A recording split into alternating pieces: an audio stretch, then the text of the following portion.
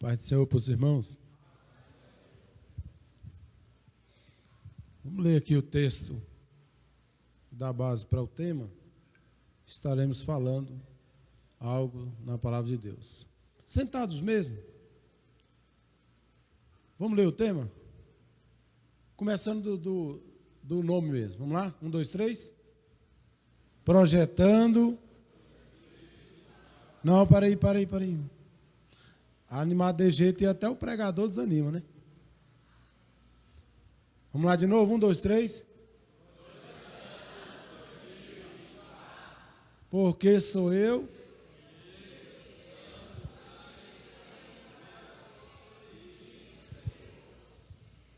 Amém. Irmãos, 8h25. Como eu não tenho o tamanho do pastor Enoque, que é o segundo vice do ministério, então eu não vou até 9h15, né? Mesmo passando 8h25. Ele tem bagagem e tem tamanho para isso, né? Então vocês ficam tranquilos, eu não vou sair da ética não. 15 para as 9, termino. Estou aqui com uma lista de um jornal, mas fica para outra hora. Eu vou até onde der aqui, 15 para as 9, garanto os irmãos que eu não vou me empolgar. Mas eu vou deixar aqui uma mensagem para nossos corações. Irmãos, o texto bíblico que escolheram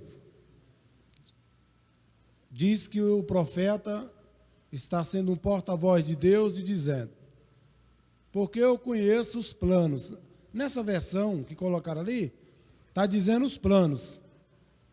Na minha versão, diz pensamentos. Em outras versões, tem outra que diz, a mais atualizada, diz projetos. São pelo menos 3 versões, né? Em uma diz, eu sei os planos. Outras diz, eu sei os pensamentos que eu tenho de vós. E outras diz, os projetos que eu tenho de vós. Existem 3 atributos de Deus, 3 atributos, existem vários, mas tem 3, dentre tantos, que são atributos exclusivos de Deus. Por exemplo, onisciência, sabe todas as coisas ao mesmo tempo. Onipotência, ele tem todo o poder. E onipresença, ele está em todo lugar ao mesmo tempo. Em todo lugar na terra, ele está agora ao mesmo tempo. Esses atributos são exclusivos de Deus. Ninguém consegue ele de forma nenhuma. Mas existem alguns que são inerentes ao homem. O homem também pode ter isso que Deus tem. Só Deus tem, mas ele reparte com o homem. Que é o quê? Pensar, projetar. Tudo que Deus criou, de tudo que ele criou, natureza, né, animais, de toda a criação de Deus, nenhum deles tem o privilégio, ou privilégio, como queira, de pensar. O animal, de qualquer uma raça, ele não tem esse privilégio de pensar, de projetar. Um cachorro, um gato, um leão, um cavalo, ele já nasce com o seu destino traçado. Já está traçado, é um cavalo. Ou ele é para a carroça, ou ele é para a sela. Ele não tem o direito de projetar nem de pensar. Alguém diz que o animal não pensa, não raciocina. Ele usa só aquilo que ele já tem, o instinto mesmo. Mas nós temos esse privilégio de Deus, que é de Deus, que ele reparte com o homem. O direito de projetar e de pensar. Então, quando nós projetamos algo, ou pensamos alguma coisa, nós estamos sendo imitadores de Deus. Então, você pode até dar um glória a Deus, que uma das formas de imitar a Deus é projetar, é pensar. Porque Deus, ele nunca fez nada sem um projeto, sem um pensamento. Deus não fez nada aleatório. Deus não fez nada por fazer. Deus não criou nada por fazer. Tudo que Deus fez foi em cima de um projeto, de um plano ou de um propósito. Deus não fez nada aleatório. Eu vou criar o homem aqui só para criar mesmo, não estou fazendo nada. Eu vou criar aqui as árvores só por criar, não estou fazendo nada.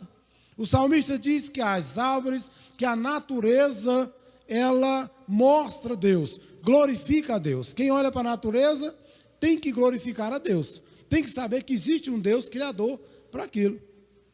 Quem olha para os pássaros, para os animais, tantas, pelo menos nos mares, tem que glorificar a Deus. Deus criou tudo com objetivo. Deus criou tudo com planos e com propósito. Então, se nós estamos projetando, isto é uma das identidades de Deus em nós. Não é errado projetar. Não é errado projetar. Não é errado fazer planos para amanhã. Temos que fazer planos. Temos que projetar. Até porque Jesus mesmo disse que nós não sabemos o dia e nem a hora. Eu contei aqui uma vez, e o Paulinho que gostou disso, e eu contei aqui uma vez de um irmão, que saiu da igreja, e ele conhecia o outro, e ele saiu num carro. Quando ele passou na parada de ônibus, o irmão estava na parada, e ele encostou o carro e perguntou para o irmão: olha, irmão, você está esperando o ônibus? Uma pergunta até meio fora de lógica. Você está esperando o ônibus? Ele disse: não, eu estou esperando Jesus. Agora, se o ônibus passar primeiro, eu entro nele e vou para casa. Bom, e nós também estamos da mesma forma. Nós estamos esperando Jesus a qualquer momento, a qualquer hora, a qualquer segundo e a qualquer minuto. Mas enquanto Ele não volta, vamos projetando, vamos fazendo plano, vamos nos projetando, vamos fazendo plano. Quem não lembra, teve uma época aí no ano de 2000, no ano de 99, um cidadão apareceu aí, muitos de vocês não tinham nem nascido, mas apareceu um cidadão dizendo, eu antes já ouvi isso, eu nasci em 1971, e já cheguei a ouvir isso: olha, 1000 passará, 1000 chegará, mas 2000 não passará. Vocês sabiam que em algum lugar do país, do mundo, muitas pessoas venderam propriedades, acabaram com tantas coisas, dizendo, o mundo vai acabar. O mundo vai acabar em 2000, de 2000 não passa, porque o 7º milênio é o ano de Cristo reinar, o ano da paz, vai acabar tudo, porque no 7º vai ter descanso. Acabaram com tudo, pessoas venderam casas, fazendas, acabaram com tudo, dizendo, Jesus vai voltar em 2000. Alguém preveu, teve um cidadão que eu esqueço o nome dele, preveu a volta de Cristo para essa data do ano 2000, e muitas pessoas acabaram com muitas coisas, e estamos aqui até hoje, 23 anos depois. Então nós... Em 2012 fizeram outra previsão. Mas, irmão, nós temos que estar esperando Cristo a todo momento. Mas enquanto Ele não vier, nós podemos projetar. Porque Deus é um Deus de projeto, é um Deus de plano, é um Deus de projeto. E nós temos que continuar projetando, se preparando para o arrebatamento qualquer hora. Mas projetando, porque nós não sabemos. O apóstolo Pedro, ele passou essa dificuldade na primeira carta, respondendo aos irmãos judeus que perguntaram para ele, onde está a promessa? Pedro escreveu sua carta, a primeira carta, quase 40 anos depois da morte de Cristo. E ele foi indagado, onde está a promessa da sua vinda? Vocês estão pregando dizendo que ele ia voltar e já tem 40 anos e ele não voltou ainda. Então já tinha se passado 40 anos, e você pode ver que a proposta de Atos dos Apóstolos, capítulo 2, versículo 43, que era para aquela época, que diz que eles vendiam suas propriedades e repartiam entre os irmãos, porque eles estavam na cabeça iminente que Jesus estava voltando a qualquer momento. E a Bíblia diz que eles não tinham nada em comum, vendiam tudo e dividiam, ninguém queria ter nada na igreja. Mas você pode ver que depois de Atos dos Apóstolos, isso foi no capítulo 2, quando Paulo chega, depois de 13 anos, depois que Paulo aparece em cenário, aí quando Paulo vai escrever as cartas, na igreja estava cheio de preguiçoso, porque sabia, eu não preciso trabalhar, porque se Deus abençoar o Paulinho financeiramente, ele vai ter que me dar o que ele tem. Então eu não preciso trabalhar. Estava cheio de preguiçosos. Aí Paulo diz, olha, eu digo uma coisa para vocês, irmãos, aquele que não trabalha, também não come, deixa morrer de fome. Bota esse peão para projetar, bota esse cara para trabalhar, bota ele fazer alguma coisa, porque estavam nisso. Mas nós estamos, por isso que a minha proposta nessa noite é projetar. Projete que você está projetando. Acredite no seu pedido, acredite no seu projeto. Deus está contigo em 2024 e eu acredito que vai dar certo. 2 motivos que eu vou dar rapidamente. Por que o seu projeto vai dar certo? Primeiro, porque Deus é Deus de projeto. Quando Deus criou, formou o homem Adão, e depois da costela tirou Eva, a palavra primeira de Deus foi qual para eles? Qual foi a primeira palavra? Cresçam e multipliquem. Qual era o projeto de Deus para eles? Que eles viessem crescer e multiplicar. Deus não criou eles só para ter um homem. Não, vocês cresçam, multipliquem-se e encham a terra.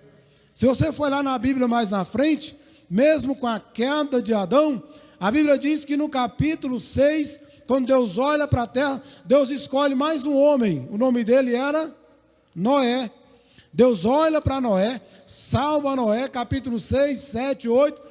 Quando chega no capítulo 9 do livro do Gênesis, versículo 1 está escrito: depois do dilúvio, que Deus abre a porta da arca, que eles vão sair, Deus, a Bíblia diz que Deus os abençoou. Gênesis 9:1. Deus os abençoou e disse: cresçam, multipliquem-se e encham a terra. O projeto de Deus era grande, é para crescer, multiplicar e encher a terra de servos de Deus. O capítulo 9 passa adiante, quando chega no 10, no 11, a terra já está quase corrompida de novo, quase corrompida de novo com a torre de Babel. Mas quando chega no capítulo 12, Deus mais uma vez aparece com um projeto, com o seu projeto, não com o seu projeto inicial, e chama o homem lá em Ur dos Caldeus. O nome dele era Abrão. Diz: Abrão, sai da tua terra, do meio da tua parentela, vai para um lugar que eu te mostrarei, e em ti serão benditas todas as nações da terra, todas as famílias da terra. O projeto que Deus tinha com Abrão era de povoar, era de encher, era de crescer, era de multiplicar. Era tão grande o projeto de Deus, que Deus disse: olha, conta as estrelas, não dou conta, conta a areia do mar, não dou conta, assim será a tua descendência. Deus é Deus de projeto grande. A Bíblia diz que passa Abrão, passa Isaac, passa Jacó, de Jacó vem os 12 filhos, dos 12 filhos vem José. A Bíblia diz que lá com José vai para o Egito, esse povo chega lá, 70 ou 75 famílias, dessas 75 famílias, a Bíblia diz que passa um intervalo de 400 anos. Quando você abre a Bíblia, no livro do Êxodo, capítulo 1, do verso 6, diz a Bíblia que depois da morte de Josué, nasceu um rei que não conheceu José e nem os seus feitos. A Bíblia diz que o rei olha, e o que ele vê? Capítulo 1, versículo 7 do Êxodo, está escrito assim: ele viu que o povo era o quê? Grande e numeroso e poderosos, porque a terra, e eles viram que a terra não ia sustentar aquele tanto de gente. É tanto que eles vieram com a proposta: olha,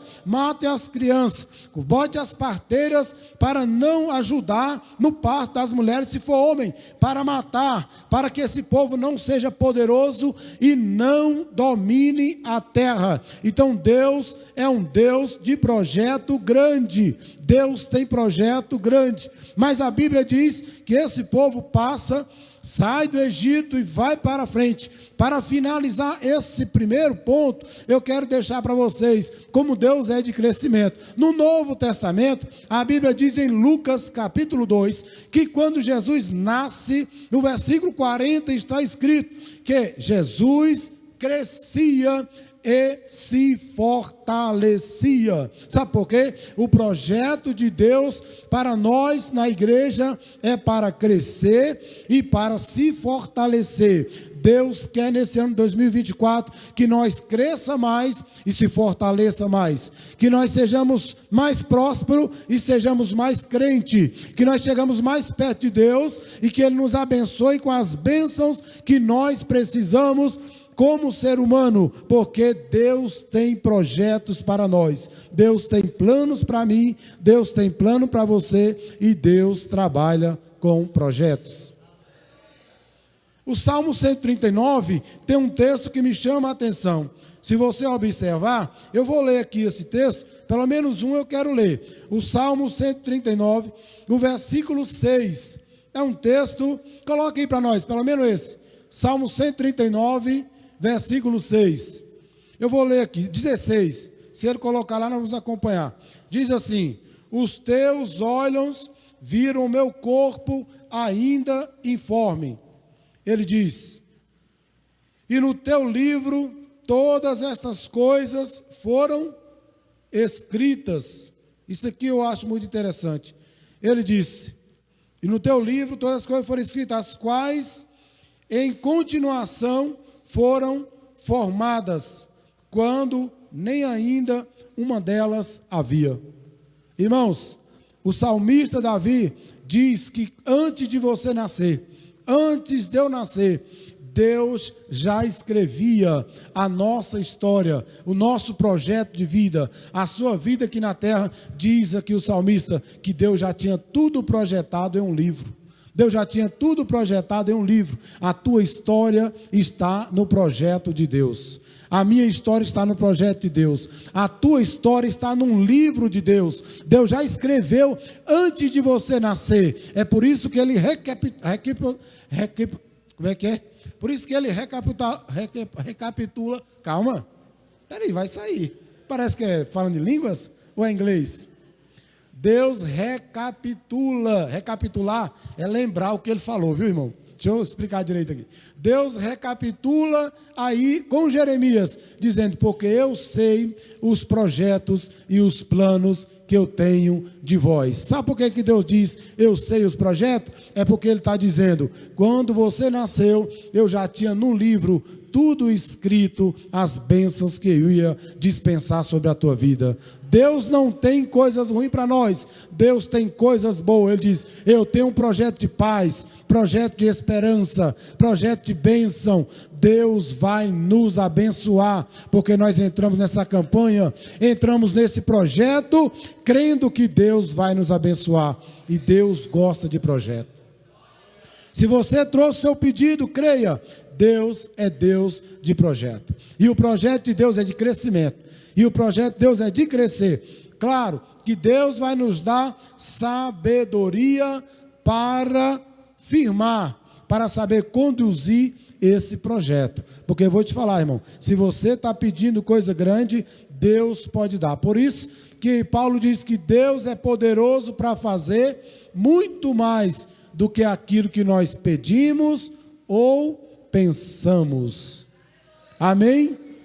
Guarde isso. Deus é Deus de projetos, e o projeto de Deus é crescer. Cresçam, multipliquem. Deus quer ver a igreja crescendo, irmão.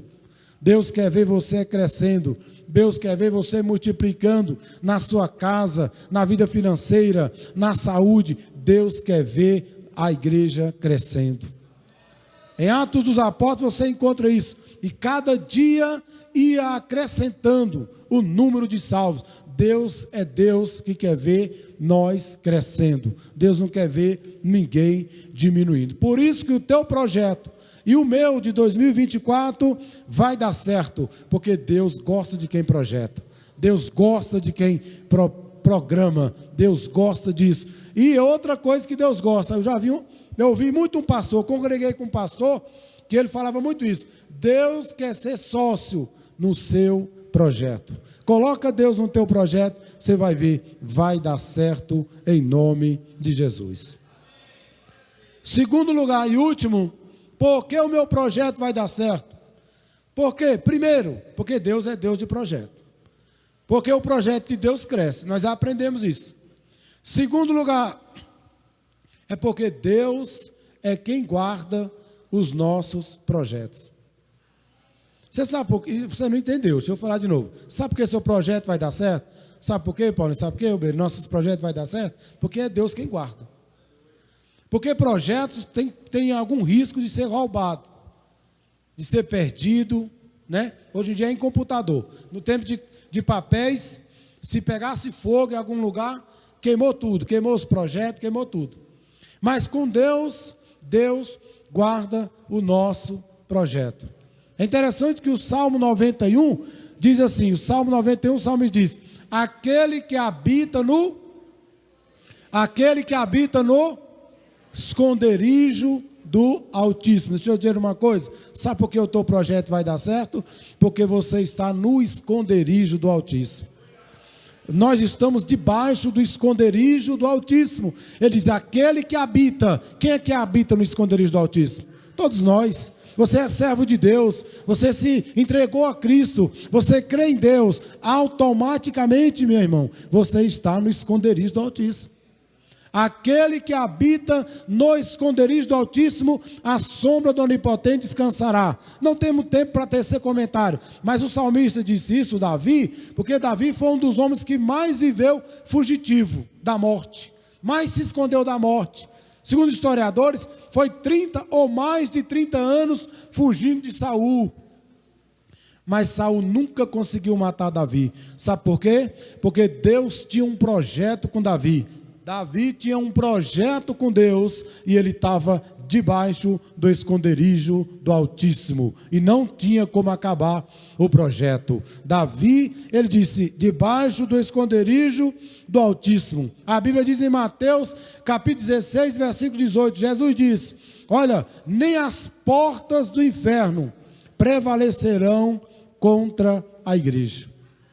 Se você estudar por que Jesus disse as portas do inferno, você vai ver que na Grécia, os gregos, eles tinham uma cidade, e nessa cidade eles tinham um muro com 3 entradas. Esse muro, quem passava pela Grécia, eles diziam que tinham que passar por ali. E esse lugar de passar era um muro, só um muro grande, que atravessava para outro lado. E eles acreditavam que lá existia um deus chamado Plutão. Dá até para saber disso, né? Aquele cidadão lá da Disney, que falava da Disney, que se chama Josué Herion, um americano, não sei se ele faleceu, ele era um grande estudante de desenhos animados, ele até sempre falou nisso, né? Que quantas pessoas que não assistiu Plutus? Quem não lembra do Plutus? Quem lembra aqui, os mais velhos? Só os velhos, os novos não lembram, né? Quem não lembra aqui de Plutus? Aquilo lá, irmão, era uma réplica desse demônio grego, Plutus. Era chamado de Plutão. Era um demônio que diz que ele saía, um animal com um hálito fedorento, e diz que matava as pessoas. Então diz, quem passar por essas portas, dava o nome de inferno. Quem passar por essa porta e sair do outro lado, é porque não está merecendo morrer. Porque diz que quando eles passavam, aquele bicho saía e matava aquela pessoa. Se morresse, eles enterravam lá mesmo. Então Jesus disse, é por isso que Pedro, irmão, lá no capítulo 5, versículo 8 da sua primeira carta, Pedro diz, olha irmãos, vigiai, estejam atentos, porque o vosso adversário está ao derredor, bramindo como leão, buscando a quem possa tragar.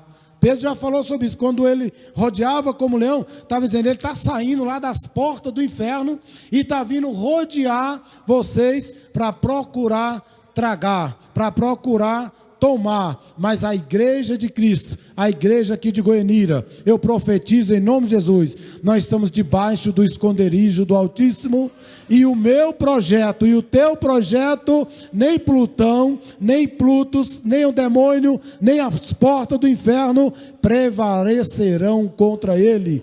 Deus vai te dar a vitória. Não entregue isso para Plutão, nem para a cultura grega, que o inferno vai conseguir. Não, nós estamos entrando em 2024, projetando que as portas do inferno vai ficar de longe. Se nós passarmos por ela, Jesus diz, ela não prevalecerá contra nós. Quando Jesus disse as portas do inferno, outra coisa eu aprendi que ele estava dizendo. Eu aprendi outra. Eu pensava, irmãos, que quando dizia as portas do inferno, quem já viu falar? Porta anda? Quem já viu? Quem já viu porta andar? Em algum desenho, alguma coisa? Quem já viu porta sair andando? Porta não anda. Para você alcançar uma porta, você tem que o quê? Passar por ela. Quando Jesus disse, as portas do inferno não prevalecerão, ele não estava dizendo que o inferno ia vir até você, não. Ele estava querendo dizer que na nossa caminhada em direção à conquista do projeto, às vezes ia aparecer umas portas de inferno. Ia aparecer umas portas que parece que é o inferno que se levantou. Mas ele disse que ela não prevalecerá. A igreja rompe e passa por cima das portas do inferno, debaixo do esconderijo do Altíssimo, e o diabo nem te vê. Tem hora que ele arma e diz, lá está vindo ela, lá está vindo ele com o projeto. Eu vou pegar, dar um jeito de tomar esse projeto, de acabar com esse projeto. Mas Jesus disse, vocês podem ir, porque se ela vier, ela não prevalecerá contra você. E eu quero dizer nessa noite, o teu projeto está escrito nas mãos de Deus, e Deus vai te dar vitória no projeto, e o inferno não vai vencer. Deus vai fazer crescer, multiplicar, encher a terra, e em ti, todos os teus projetos serão bênçãos. A tua família vai ser alcançada, você que está aqui nesses dias, a tua família vai ser alcançada, a tua casa, os teus sonhos, aquilo que você tem pensado, junto com Deus, vai dar certo, porque Deus é contigo.